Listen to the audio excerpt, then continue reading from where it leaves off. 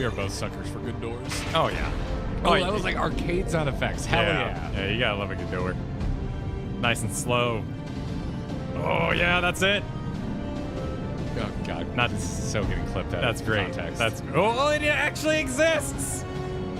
Even better. What actually exists? Oh, the door on the all other the side? time. Things just, you know, just a that was friggin' nice. Yeah. It could have just disappeared. I wouldn't have cared, but that was nice. If it disappeared, it wouldn't have cared. This whole cutscene would have been ruined for Kyle if the door disappeared. Happy baby. Be goopy. Best portals are goopy. Well, what we do know is that it's Fiend's domain. A place where she brings back those who've been lost. So for now, why don't we call it the Unlost World? We can workshop that. That'll be okay. That works for now. It's okay. Yeah, it's all right. Sounds like a surf Right. shop. Let's go.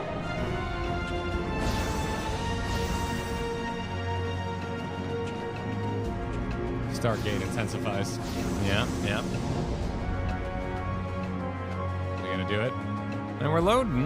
We're gonna see the loading. like the space, the world between worlds. We're gonna get the Final Fantasy 1 reference. Think we'll intensify.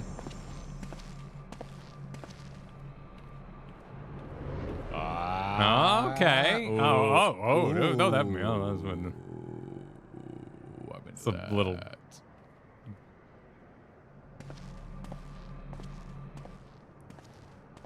Oh, this is. It's like it's like yeah. How to describe the sheer amazement we felt when we emerged on the other side of the portal? I fear words do not do it justice. Just people hanging Before us was a vibrant world where the memories of the departed abided and reveled in bygone days. Okay, so those are all dead people. Yeah, these are all dead people. Living memory. Or so the Endless called it. Did the volcano die? How they laughed and smiled as they reminisced upon unfulfilled Cool dreams. feature. Alive in all perceivable ways, yet knowing no loss. So resplendent was every ilm of this paradise. The words rose unbidden to my lips.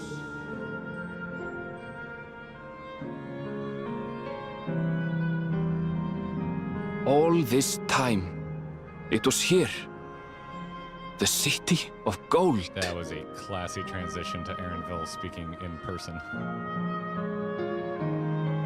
Living memory. Living memories are way better. Sorry, Wuk Lamat. Title card dropped, and it's way better. Yep. Than what you had to say. Yep. Text beats Wuk Lamat. What are y'all doing here? You're dead. Screen on text button. Look at all these dead people. This isn't a real welcome. These are all memories of dead people. I thought you were still doing a bit, and I hadn't realized you could. Oh, look at this beautiful hero shot of the zip line. Though I think we're smiling about it. I mean, zip lines are really fun. I mean, man. zip lines are. You try frowning on a zip line. Everyone's dead. Your lips are just quivering into a smile. Look. Listen, all I'm saying is we should add zip lines to every funeral. Okay? That'll help us all move on. Hey everyone, and welcome to our Clips and Highlights channel. If you want to keep up with everything Kyle and I have going on, make sure you subscribe to the main Grinding Gear YouTube channel, which is where we actually do these streams. That's right, we stream right here on YouTube. Oh, and sub to the Grinding Gear podcast. Apple, Google, Spotify, really any podcast platform. We're probably there. Thanks. We've switched on the circuits like you asked. Oh, what am I hearing? What are you? Did you go in a cutscene? Oh, you were talking, and I went around and clicked the buttons. Oh. Which one? There's more than one. It's just two. You just got to do 2 lampposts. It's pretty quick. Oh, okay. Thank you, everyone. Hopefully, this does the trick. It's been forever since we've heard her voice.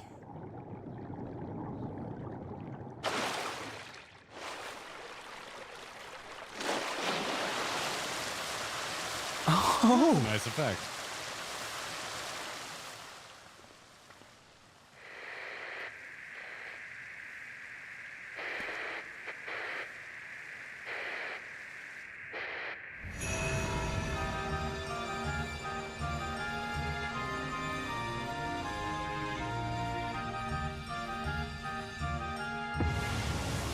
Oh, it's a Bellagio.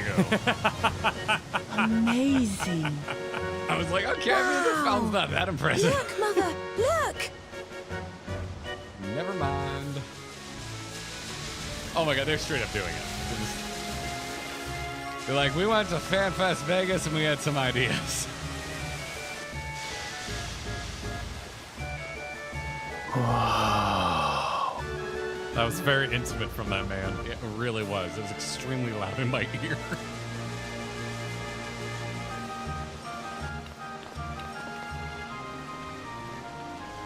It's beautiful. Spoiling us at Vegas Fan Fest. Okay. I've never seen anything like it.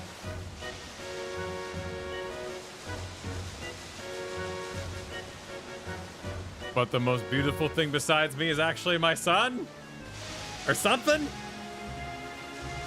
Arg!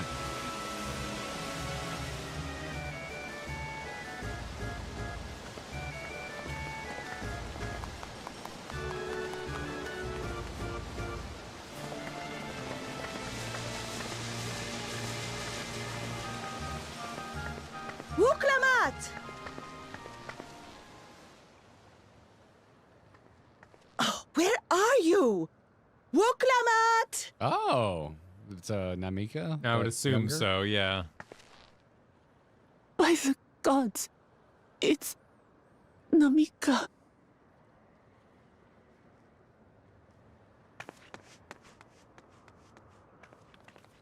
Begging your pardon, but I'm looking for a child. A small Shibrali girl. Have you seen her by chance? Right, and yeah. Yeah. You are Namikka, aren't you? It's me, Wuk Lamat. Don't you recognize me? And then she goes insane. Oh, what am I to do? The child and I, we aren't related by blood, but she's as dear to me as my own.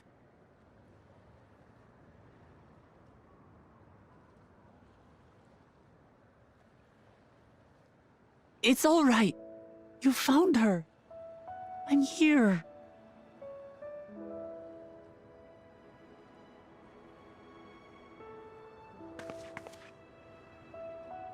You? Could it be? Yes, Namikka. You know these eyes, this voice. It's me, Wuk Lamat. Oh! It is you! Oh, how silly of me. But if you're here, then that means... No. I'm still alive. Oh, good. Thank the gods for that. But what power has brought us together again? This isn't a dream, is it?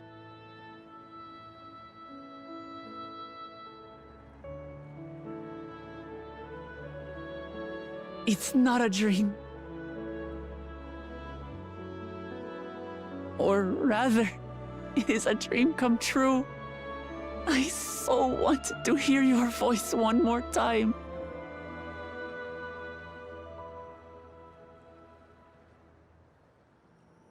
Just look at you, my Wuk Lamat. Stronger and more assured than I've ever seen. Such hazards you must have braved and hardships endured to come so far. It was tough, but I made it thanks to my friends. And to you, Namikka.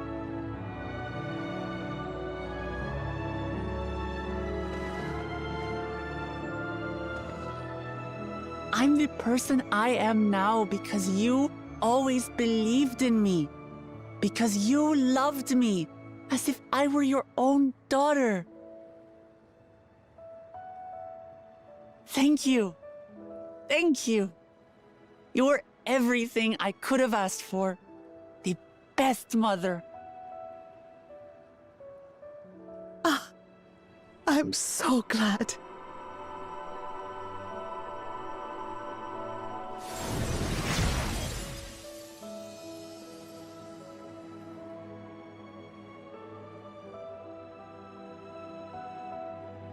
Looking back, I've had a blessed life. And it was because I was a part of yours. When I lost my child to illness, I thought I'd never know happiness again. But it rekindled in my breast the instant you smiled your little smile at me. You became my purpose, my joy.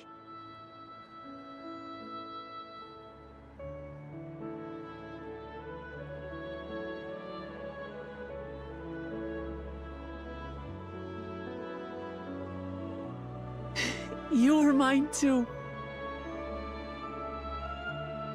To have this chance to speak with you again and leave nothing unsaid. I know not how or why, but I am grateful. So grateful. Where you must go, I cannot follow. But know that I'll always be with you. Take care of yourself. Promise me. I will. Mama. I will.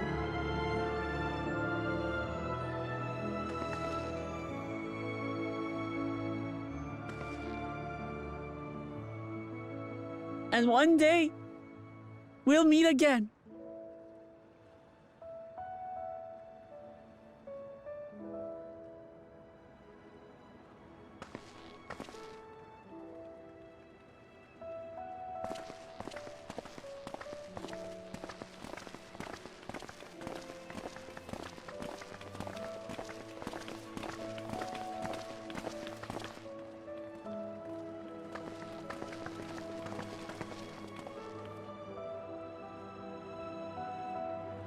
I understand why Sving cannot bear to let them go. But as painful as it is to part, we're meant to live and die. To let go and let others carry on in our stead. We can't cling to everything forever.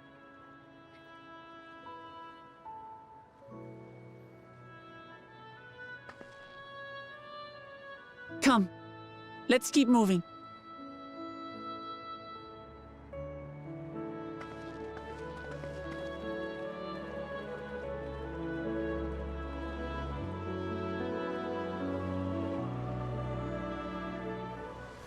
Ooh, that scene has like a ton of bricks.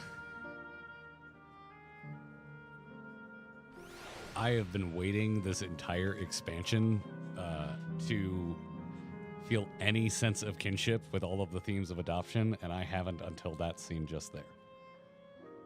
I could see that. Yeah. Yeah, I thought it was kind of cookie cutter, like, oh, you want to know who your real parents are, and like, there's a little glimmer with Wuk, like, not making it all about her bio dad when she meets him. I was like, okay, cool. I'm glad we're not fixating on that. But then when we did the whole O'Kryle adopted from another world kind of a thing, I'm like, oh, are we just heading back to all adopted kids want are to meet their bio parents? Which is true and valid, but it's not the case for everybody. No, and it sounds like you were, and I'm curious about that too, but you found a lot of respect when it was like, oh, that's neat bio dad, but I love my family. Yes. And there wasn't like so many movies, particularly like in the 90s, there was suddenly a great reverence placed upon that person. Yeah, and I think that's I see that as kind of like lazy writing, like an old school 90s thing. Yeah. But like that scene right there, I mean, that's gorgeous. Because like, while it is true that for a lot of folks that are adopted, it's absolutely a valid thought. Like, oh, where did I come from? That kind of a thing. But it's just as easy for a lot of kids who are adopted to accept their adopted family as their real family and really not think about it too much. And that's the case for me. And so, like, that's cool as hell. Because, like, I know it was something that my parents were worried about. That I would always want to know Or I guess to take it to an extreme that I'm not sure my parents ever quite got to. Probably my mom did a little bit. Did a DNA test a few years ago, and I could see her get a little worried. Yeah. But yeah, like that's what adopted parents want to hear from their kids.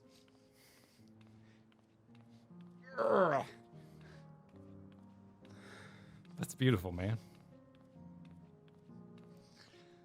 Almost made it through. Anyway, yeah. Freaking great. You got me too. Yeah. Yeah. That's the kind of shit. Well Yeah. done. Anyway. Yeah, dude. Well fucking done. Yeah. Dawntrail. Been waiting for that. Yeah, and I've been a bit of a curmudgeon here on Dawntrail, and hey, look, the game can still get me. Yeah.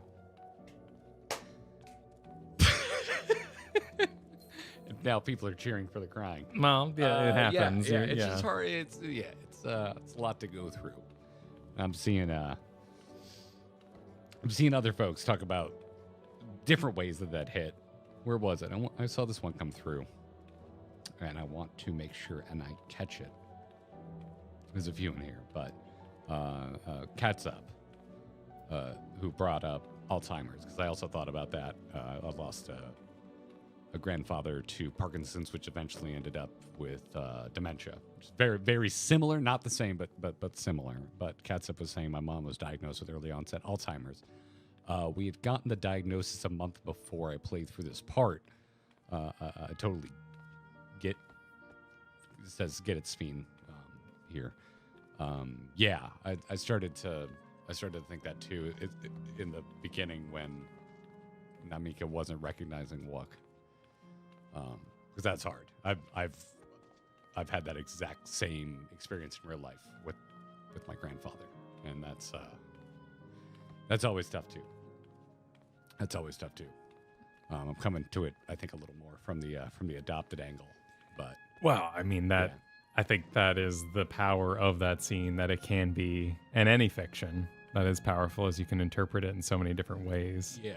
Because for me, personally, it was more of the loss of a child thing that I was like, well, what are we doing? What are we doing here? Let's not play with that. But Yeah. I'm just gonna use my beanie as a little salt wipe here. totally. But yeah. So, yeah, guys, shit hits hard. It's always the mom stuff that gets me. And then one saying, my grandma passed away last October. Very sorry to hear about that. One, not had a chance to talk before she passed, so this section got me. Yeah, that, I mean, I would have to, I would, yeah. I mean, that's a, I think, sadly, a pretty universal experience if you live long enough. I think it's one of the tougher things about growing up. And we're definitely in that phase, approaching 40. We are now past the weddings and very much in the funerals. Yeah, And there are grandparents and, not our peers at the moment, but it's still, it's an intense, thing. And I think that's something that what caused me to not respond to the cutscene in its early moment was, basically what it was doing on purpose, which is, this is perverse. Why is she stuck at this age? Why is she having her memories edited to be unfulfilled and in fact lost from Wuk Lamat, who now has to wait to die? But when Wuk Lamat kind of dispelled that, made Namikka her true self, with all the sadness, with the age, and then for Wuk Lamat to walk away, and it wasn't even like, there it is, I got to say goodbye, anything's fixed. She was still like, okay, I know what needs to be done. I know why Sphene did this, but I know what needs to be done. Yeah, well, that's something I really like, and I think is a sign of writing that is of above average quality is like, even in it's like the same reason, like, you want I think of it in the kind of cut from the same cloth of the desire for a villain to be layered. Not to say you have to agree with them, but that you like it's. I enjoy it when a villain has layers, and I believe that they don't think they're in the wrong. As much as as much as it can. Those be are the fun. best villains, are the ones that don't think they're wrong. Yeah, I agree with and that. so the same thing here is like finding the beauty in something that is essentially a fallacy at the end of the world. This has come up from me a couple times because I really like it as an example. If you know Game of Thrones, the character of Joffrey, when that character dies, especially if you're caught up in watching the TV show along with everybody else, it was a lot of us were cheering. We're like, "Yeah, die, you evil sack of shit!" And I remember reading an interview with George R.R. Martin where he was like, "My whole." I think he's like, I approached it from like, yeah, this is a truly morally corrupt character that, in all reality, really kind of does deserve what is happening to him, but it's also framed in this moment where you're watching this. What is a child king die in the arms of his mother, and it's like, yes, this is an evil king that is dying, but you're also having to sit there and contend with the fact that a mother is losing her son, and it doesn't matter that the mother Cersei in this case is also morally corrupt. That falls away for her in that moment, and her sorrow is real, even though they're characters you're not supposed to sympathize with. Right. It was that the classic, that was somebody's brother, that's somebody's father, that's Yes. somebody, and sort of the chain down. Yeah. And so that's like, this is really working for me now because of that extra layer of, yes, this is all kind of perverse and a horrible twist on within this fiction, the natural order of things, but beauty can still come out of it, kind of a thing. I really like it when fiction treads in those waters. So that's my thought on that.